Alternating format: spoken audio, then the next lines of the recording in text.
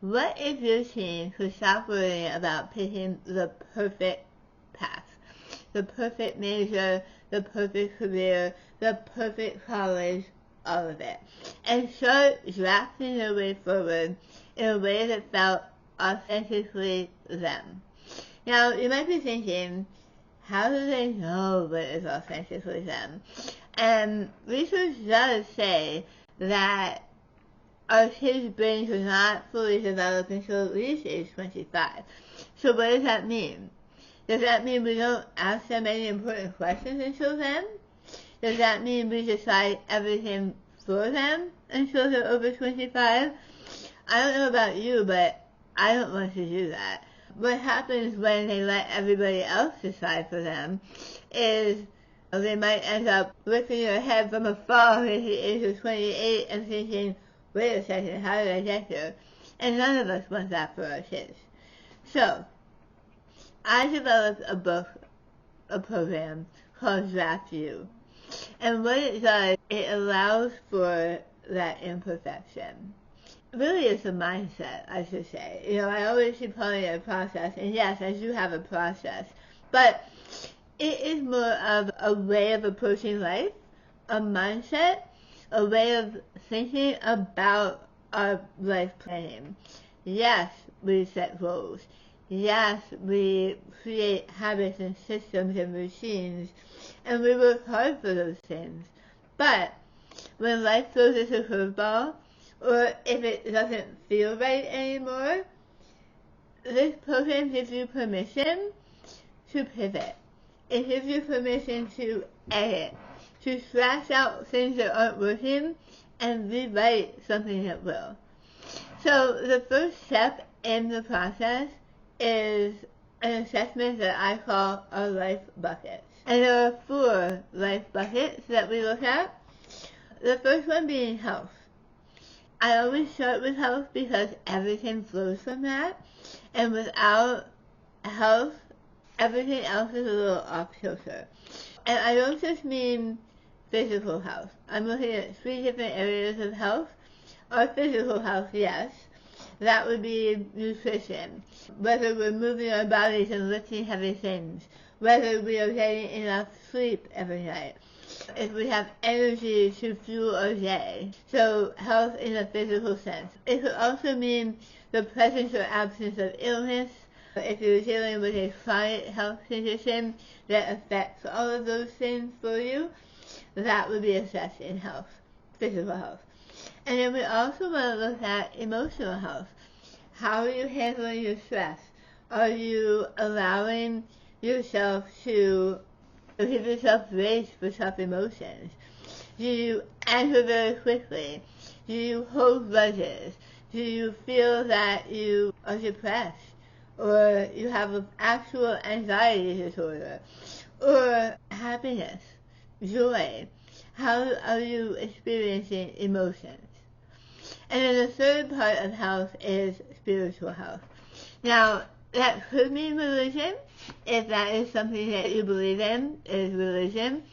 It could also mean some sort of higher power or faith in the universe or God, whatever that is for you, spiritual health. So those 3 areas encompass health.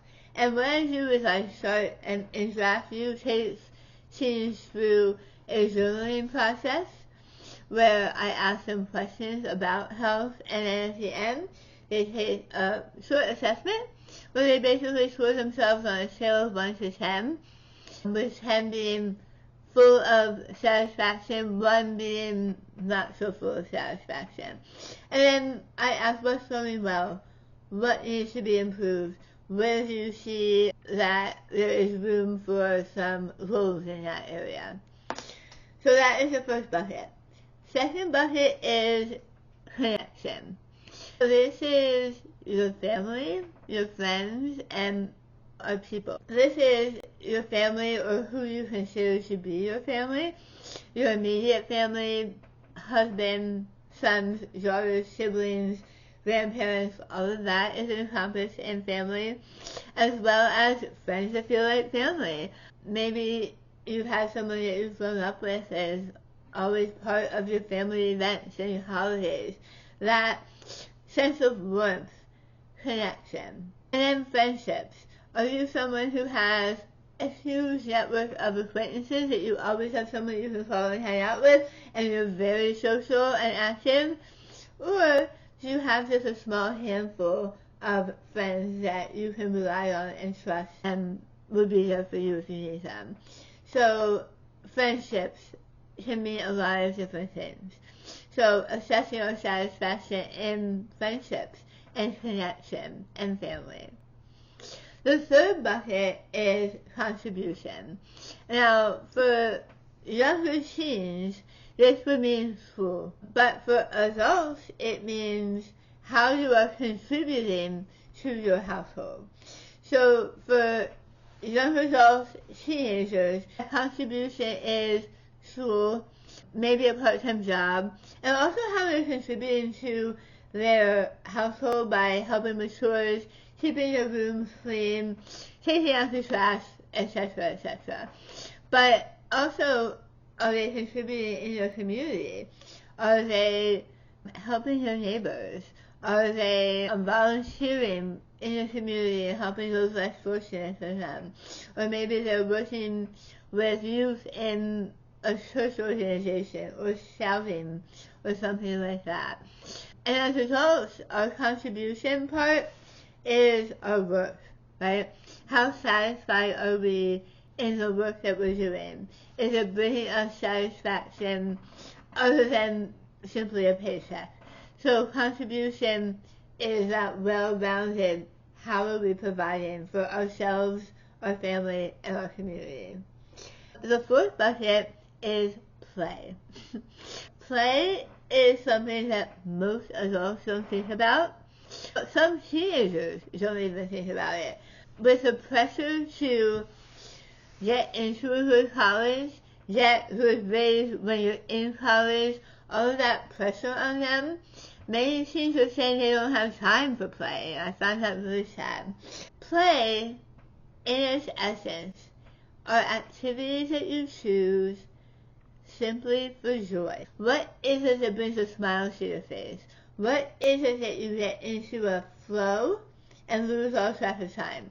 Now, I'm not talking about scrolling on our phones. We all lose track of time when we do that, but that is not play. Play is taking yourself back to childhood when you could be outside for hours and just finding fun in splashing in a creek or jumping through sprinklers or building a snowman. Maybe it's an art activity, maybe it's a craft, maybe you love to do puzzles. Anything that brings you joy, that is play. So from those four buckets, we look at what is going well and what you like to see improved. And with those four buckets, we're not looking for total balance here, because life doesn't work that way. We all have seasons where one is going to be fuller and more satisfying than another one, and that's okay. We're not looking for perfect balance. We're looking for movement and give and take with it. And then from there, we set goals. But we're going to dive into goals on a different day, on a different video. So I would love for you to subscribe and go on this journey with me. My book, Draft You, with a U, will be ready probably sometime early October of 2025. So be looking for that. But if you subscribe here, I will be taking you through the process. You'll be learning a lot more about the principles of life drafting. Again, is that life is not perfect, and we're not striving for perfection. We're striving for flexibility, curiosity, and moving forward in authentic ways. So stick with me, subscribe, and follow along.